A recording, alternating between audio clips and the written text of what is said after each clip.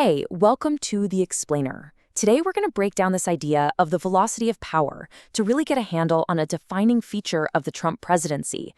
We're going to look at how two really big forces, speed and attention, are, well, fundamentally changing the game in American politics. So let's just dive right in. The big question we're looking at is pretty straightforward. What actually happens when a president makes a comeback?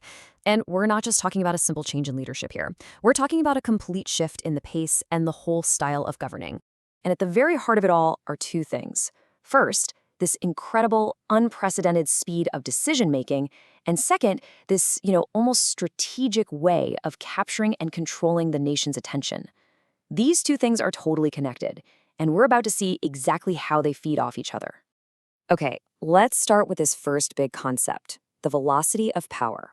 I mean, from day one, the administration just moved at a breakneck pace. In the strategy, it was pretty clear. Make a huge, immediate splash and just grab the national spotlight from the very beginning.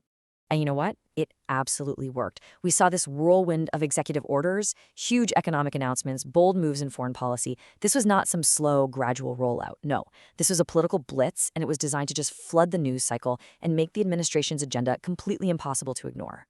Now this slide, this perfectly captures the split, right? For supporters, this rapid-fire style was seen as fast leadership. It was decisive, it was efficient. But on the flip side, critics saw it as aggressive political control. They argued that really important decisions were being rushed through. So you have the exact same actions, but they're being seen through two totally different lenses. And that's the absolute key here. It didn't matter if you supported the policies or not. You simply couldn't look away.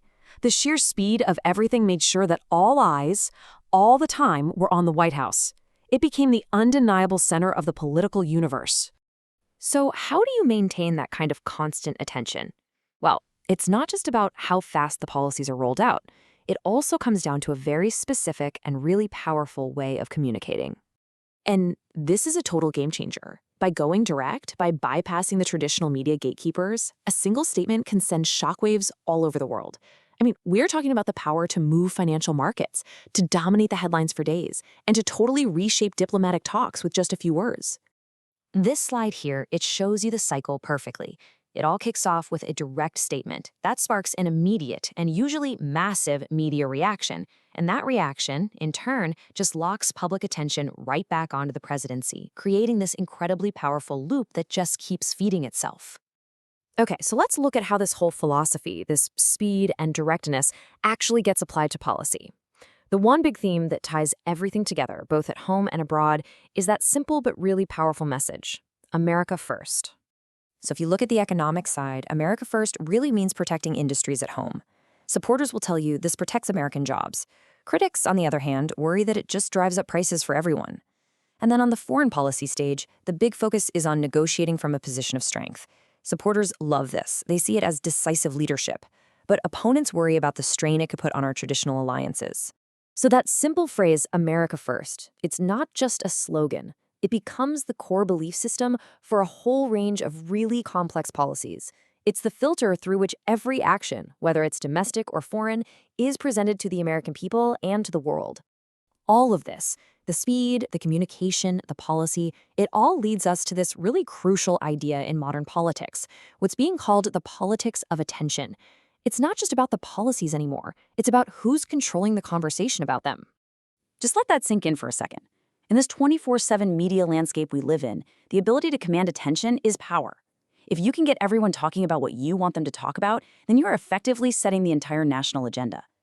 And this really gets to the heart of the debate over the administration's impact. On one side, you've got supporters who say, look, strength creates results, and they'll point to specific, concrete things. But then you have opponents who pump the brakes and say, hold on, the long-term consequences of all these rapid changes, we just don't know what they are yet. There's this one quote that just sums it all up perfectly.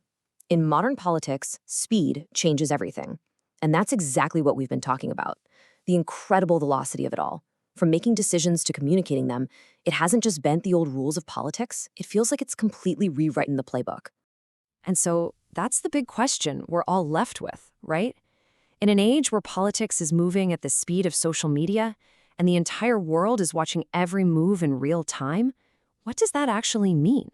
What does it mean for our government, for our relationships with other nations, and for the very way we discuss politics? It's a question we're all going to be grappling with for a long, long time.